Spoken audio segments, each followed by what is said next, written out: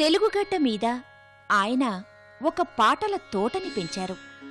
సుమధుర సంగీత సౌరభాల్ని గుబాళించే ఆ తోటకి ఆయనే వనమాలి. ప్రతి పాట ఆయనకి పువ్వుతో సమానం, ప్రతి గీతం సుగంధ లయల సమన్వితం. ఒక మొగ్గ పువ్వుగా మారి ఫలవంతమైనట్టే పాట కూడా ఫలవంతమవుతుందన్నదే ఆయన ప్రగాఢ విశ్వాసం.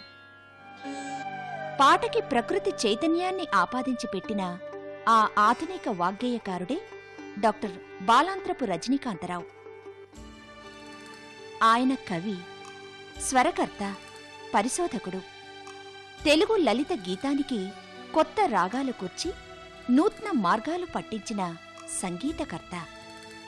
రాగం, తానం, పల్లవి అనే ముప్పేటి కళ్ళాలను ఒడుపుగా చేపట్టి పాటల రథాన్ని తెలుగువారి గుండె లోగిళ్లకు పరుగులెట్టించిన గాయకుడాయన. ఏ జాతి సంస్కృతి వికాసానికైనా సంగీతం అనేది ఒక ప్రమాణమైతే తెలుగువారి సంస్కృతిలో సంగీతానికి అగ్రపీఠం వేసిన ఘనత మాత్రం రజనీకాంతరావుకే దక్కుతుంది. 15వ ఏటనే ఆంధ్ర వాగ్గేయకార చరిత్ర పరిశోధనతో మొదలైన రజనీకాంతరావు తన జీవితంలో దాదాపు 6.5 దశాబ్దాలు సంగీతానికే అంకితం చేశారు. ఈ సుదీర్ఘ పయనంలో ఆయన రాసిన పాటలు, కూర్చిన బాణీలు 2 తరాల గాయకుల్ని ప్రకాశింపజేశాయి, ప్రభావితం చేశాయి.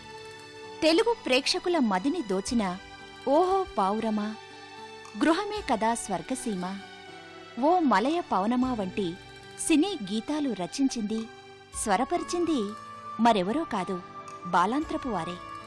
రేడియో నుంచి ఇలాగ మిడిల్ ఈస్టర్న్ మ్యూజిక్ పాడింది ఎవరు అని చెప్పి స్టేషన్ డైరెక్టర్ అడిగాడు. ఆయన అడిగితే స్టేషన్ డైరెక్టర్ రజనీ అని చెప్పి ఇంట్రడ్యూస్ చేసి నన్నేమో ఆయన తన రూమ్లోకి వచ్చినప్పుడు నన్ను ఇంట్రడ్యూస్ చేశాడు.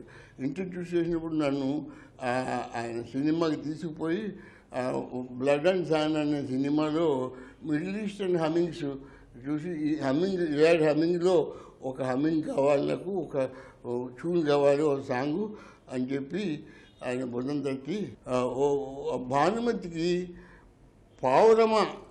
పావురాన్ని పట్టుకుని బుధం మీదగా పెట్టుకుని బుధంతో పావురంతో పోలికలు చూపిస్తూ కెమెరాలో ఓహోహో ఓహోహో పావురమా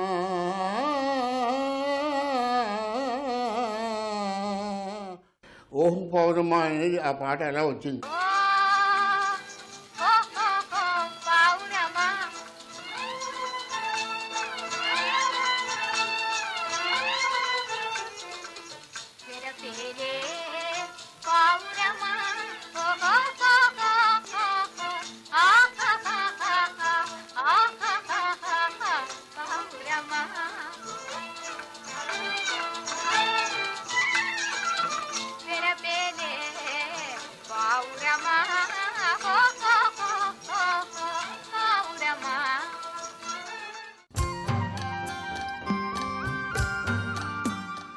సంగీత ప్రపంచంలో నిరంతరాన్వేషి బాలాంత్రపు రజనీకాంతరావు 21 సంవత్సరాల వయసులోనే సినిమాలకు పనిచేయటం విశేషం.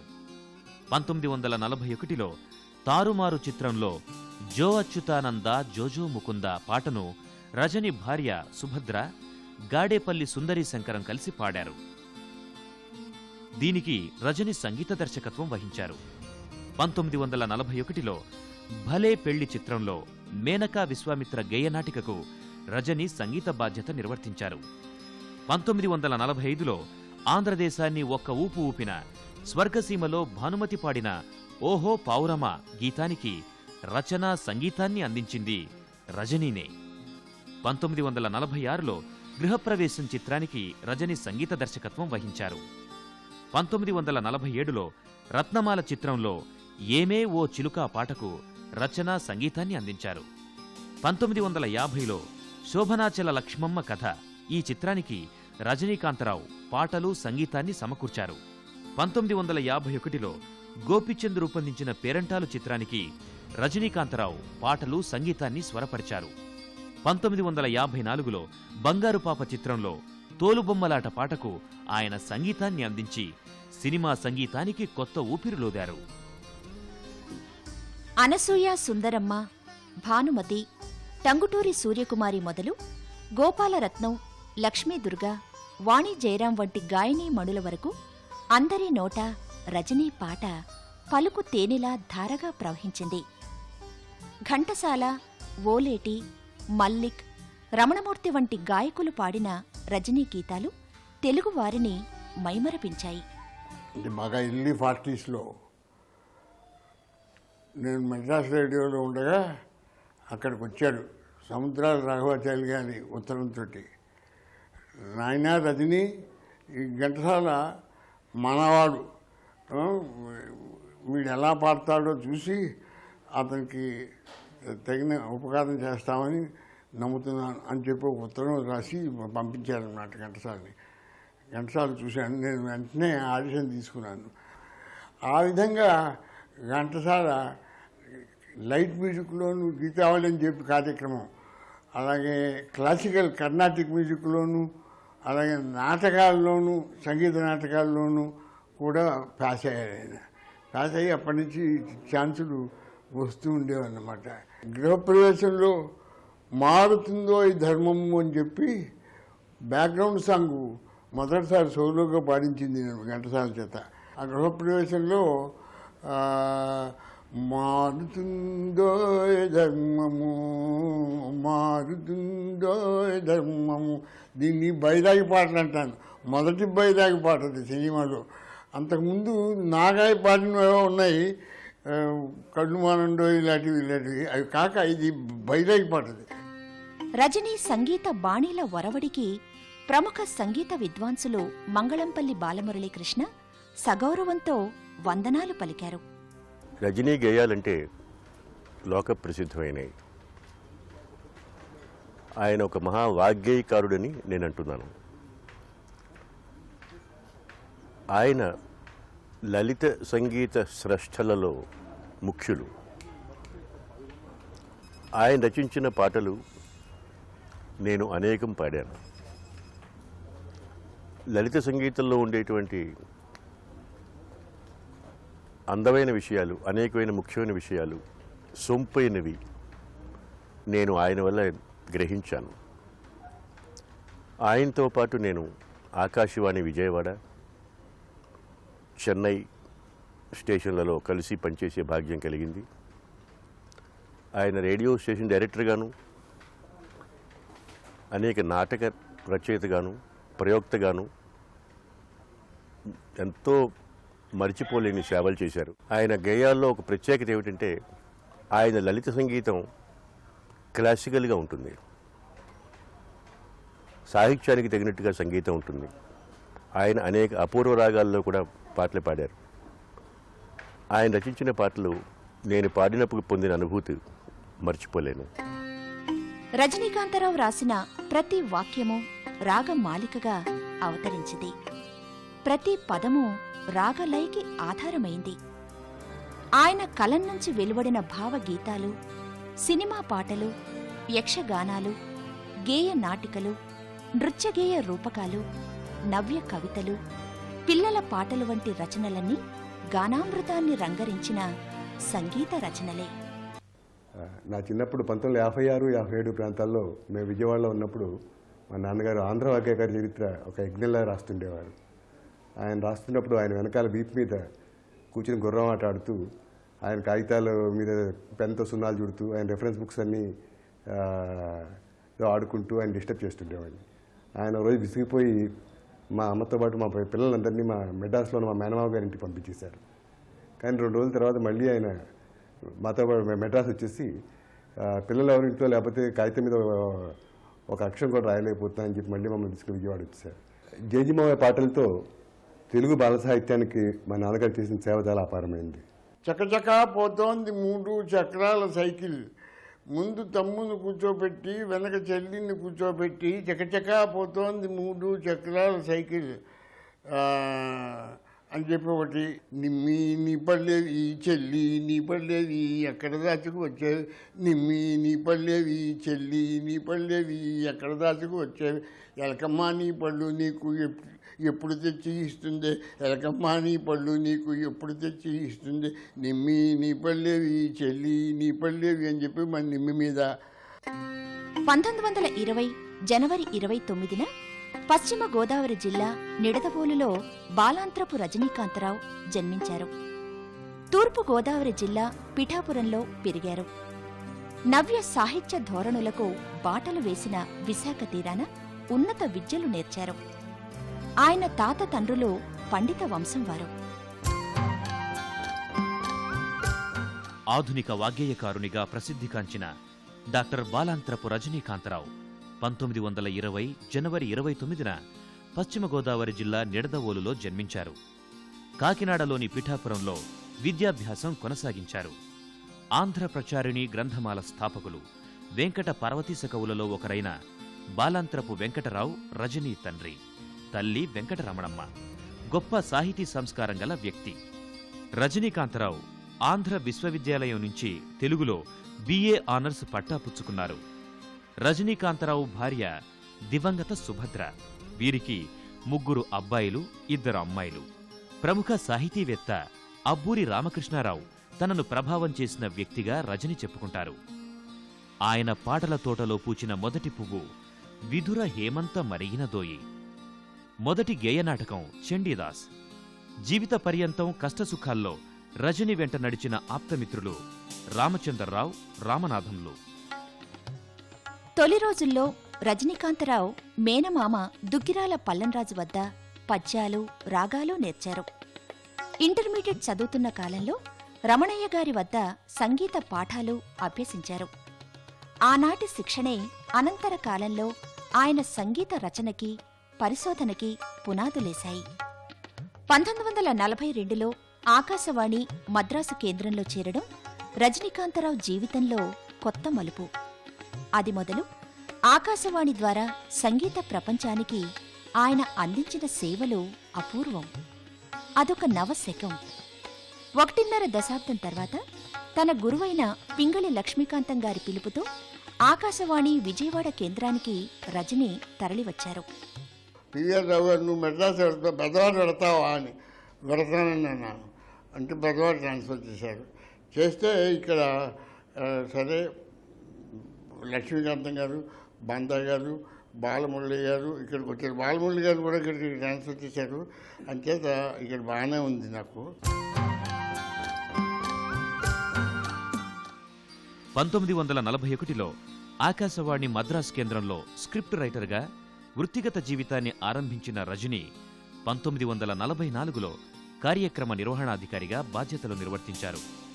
1956 నుంచి 60 వరకు విజయవాడ కేంద్రం కార్యనిర్వహణాధికారిగాను, 1968 నుంచి 70 వరకు ఆకాశవాణి ఢిల్లీ కేంద్రం అసిస్టెంట్ డైరెక్టర్గా, 1970లో అహ్మదాబాద్ కేంద్రానికి స్టేషన్ డైరెక్టర్గా నియమితులయ్యారు. 1971 నుంచి 76 వరకు విజయవాడ స్టేషన్ డైరెక్టర్గా, 1976 నుంచి 78 వరకు బెంగళూరు కేంద్రం స్టేషన్ డైరెక్టర్గా ఆకాశవాణి రేడియో కేంద్రానికి తమ సేవలనందించారు. ఉద్యోగ బాధ్యతలు నిర్వర్తించినప్పుడు, ఆ మధ్యకాలంలో సినిమాలకు సంగీత దర్శకత్వం వహించినప్పుడు, ఉద్యోగానంతరము ఏ వేళనైనా రజనీకాంతరావు ఆలోచన, ఆచరణ, ప్రాణస్పందన అన్నీ సంగీత ప్రపంచాన్నే అల్లుకున్నాయి. రజనీకాంతరావు వెలువరించిన సంగీత రచనల చిట్ట చాలా పెద్దది. శతపత్ర సుందరి, గేయ సంపుటి, ఆంధ్ర వాగ్గేయకార చరితము, ఋతుచక్రం వంటి రచనలు తెలుగు రసజ్ఞ లోకాన్ని అలరించిన అద్వితీయ కానుకలు. బాలాంత్రపు రజనీకాంతరావు సంగీత రంగంలో చేసిన కృషి, పరిశోధనలు అనేక రచనల రూపంలో వెలుగుచూశాయి. రజనీకాంతరావు తొలిసారి స్వరపరిచి పాడిన గేయాల సంపుటి శతపత్ర సుందరి 1955లో ప్రచురితమయ్యింది. వాగ్గేయకారుల జీవితాన్ని లోతుగా తడిమిన ఆంధ్ర వాగ్గేయకార చరిత్ర 1958లో ముద్రితమయ్యింది.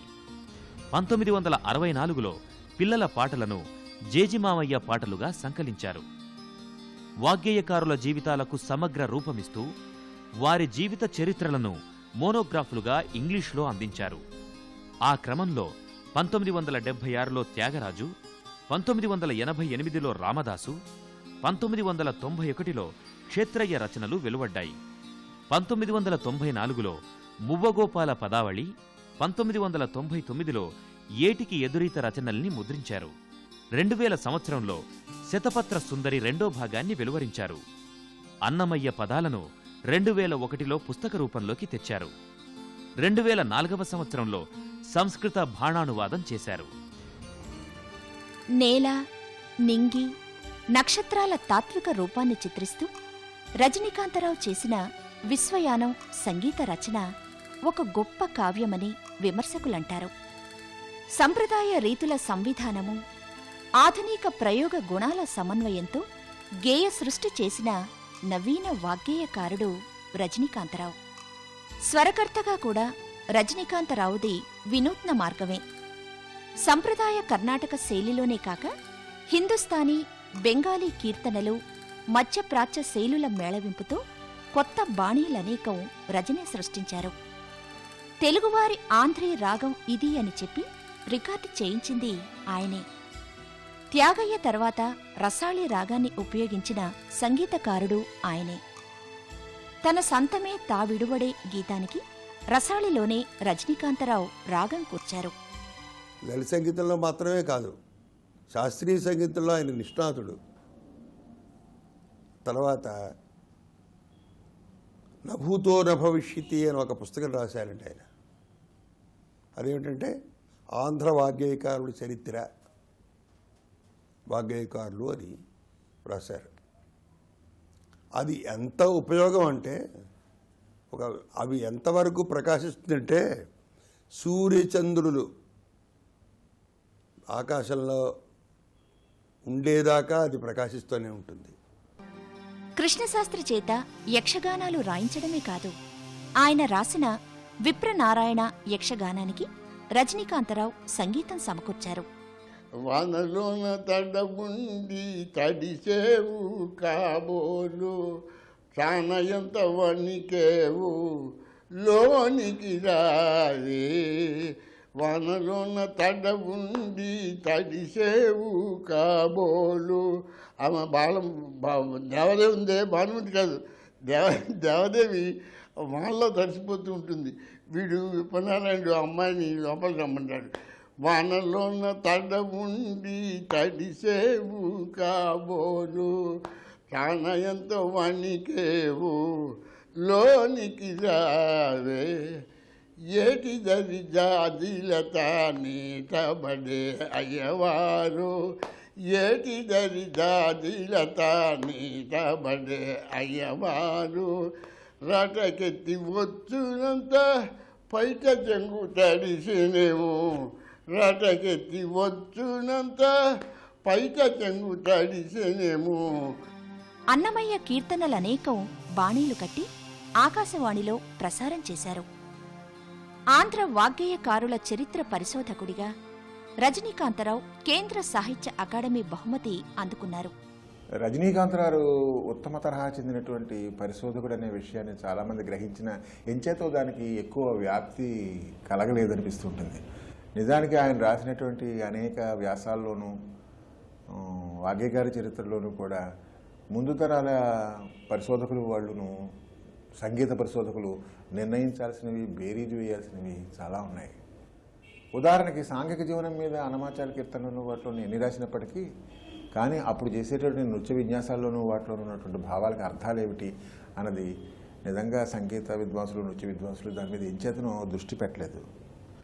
1976లో సంస్కృత మేఘ సందేశానికి సంగీతం సమకూర్చి ఆకాశవాణి ప్రథమ బహుమతి పొందారు. ఆయన స్వరపరిచి ప్రసారం చేసిన కొండ నుంచి కడలిదాకా గోదావరి అన్న సంగీత రూపకానికి 1972లో జపాన్ రేడియో బహుమతి లభించింది. Station director Rajanikanth Rao of Vijayawada should write a play and enter into competition internationally అని చెప్పి డైరెక్టర్ జనరల్ ఇక్కడ మనకి ఇన్స్ట్రక్షన్ ఇచ్చారనమాట ఇక్కడ స్టేషన్ డైరెక్టర్కి నాకు.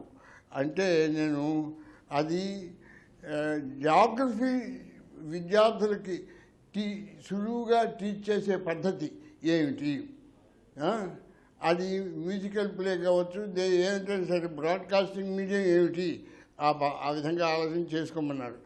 అది నేను ఏం చేశానంటే బాపిరాజు గారి పాటలు 2, మరి ఆయన ఎవరు విశ్వనాథ సత్యనారాయణ పాట ఒకటి, మరి రామదాస్ కీర్తన ఒకటి, మరి శ్రీనాథుడి పద్యాలు 2 ఇలాగా తీసుకుని నేను మ్యూజిక్ చేస్తూ వాళ్ళకి స్టాఫ్ చేత గోపాలరత్నం, వింజమూరి లక్ష్మి వాళ్ళ చేత పాడిస్తూ పాపి కొండల అడవుల్లోన పాకులాడే నాగుళ్ళు పాడ వాగుల పాటలు లయలో కలిపేవేయి కాలింగి కినికిని జనక జనకని నానే నా ఓ కోయ పడుతా తరతననే తన ఇది కోయిచ్చునిది. ఇది ఈ రికార్డింగు జపాన్ పంపిస్తే వాళ్ళు అందించారు, హోనోలులు పంపించారు జపాన్ వాళ్ళు. హోనోలులు అంటే హవాయి బ్రాడ్కాస్టింగ్ స్టేషన్ అనమాట. ఆ హవాయి బ్రాడ్కాస్టింగ్ వాళ్ళు ఆశ్చర్యపోయారు. వాళ్ళు ఏమనుకున్నారంటే హవాయియన్ ట్యూన్స్ ఇలా ఉంటాయట మన కోయపాటలాగా, అంచేత హవాయియన్ మ్యూజిక్ లాగా ఉంది అని చెప్పి ప్రత్యేకంగా కితాబులు ఇస్తూ పొగుడుతూ దీనికి ఇంటర్నేషనల్గా ప్రైజ్ ఇచ్చారు.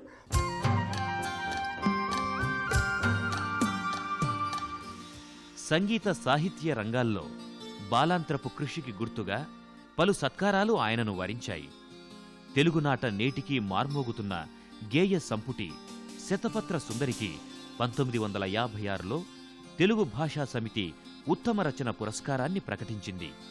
త్యాగయ్య, క్షేత్రయ్య, అన్నమయ్యల జీవితాన్ని సంకలనం చేసిన వాగ్గేయకార చరిత్రకు గాను 1960లో కేంద్ర సాహిత్య అకాడమీ అవార్డు లభించింది. ఆయన రూపకల్పన చేసిన గోదావరి రూపకానికి 1972లో జపాన్ రేడియో వారి టోక్యో నిప్పాన్ హోసో క్యోకై అంతర్జాతీయ పురస్కారం లభించింది. 1977లో మేఘ సందేశం గేయనాటికకు ఆకాశవాణి వార్షిక సంగీత బహుమతి లభించింది. సంగీతంలో ఆయన విశేష కృషిని కొనియాడుతూ ఆంధ్ర విశ్వవిద్యాలయం 1980లో కళాప్రపూర్ణ బిరుదాన్ని అందించింది. 2002లో అప్పాజోస్యుల విష్ణుబొట్ల ఫౌండేషన్ ప్రతిభామూర్తి పురస్కారంతో గౌరవించింది. 2002లో ఆయనకు సంజీవదేవ్ స్మారక బహుమతి లభించింది. 2004లో డాక్టర్ గంగప్ప పురస్కారాన్ని బాలాంత్రపు రజని సగౌరవంగా అందుకున్నారు. ఆకాశవాణిలో ఉద్యోగ విరమణ తర్వాత రజనీకాంతరావు అనేక పదవుల్లో రాణించారు. ఎక్కడ ఉన్నా, ఏం చేసినా ఆయన ఉత్సాహంలో, అంకిత భావంలో రవ్వంత లోటు లేదు. దీనికి ప్రధాన కారణం తన సమస్త జీవితాన్ని సంగీత సమర్పణం చేయడమేనని ఆయన నెరిగిన పెద్దలంటారు. నేను నా చేయవలసింది ఏదో చేశాను, నా శాయశక్తులా నాకు తృప్తిగా చేశాను. తృప్తి అయింది అని నేను చెప్పలేను, కానీ తృప్తిగానే ఉంది. ఎందుకంటే ఎవరు చేయనివి చేశాను అని చెప్పి అంత తృప్తి. రజనీకాంతరావు గారు ఒక మహాసముద్రం. ఆయన ఒక సాహిత్య నిధి, సంగీత నిధి, జ్ఞాన నిధి. ఆయనకి తెలియని విషయం అంటూ ఏం లేదు. ఆయన ఎంత చక్కగా రాయగలరో దానికి అంత చక్కగా ట్యూన్ ఇవ్వగలరు.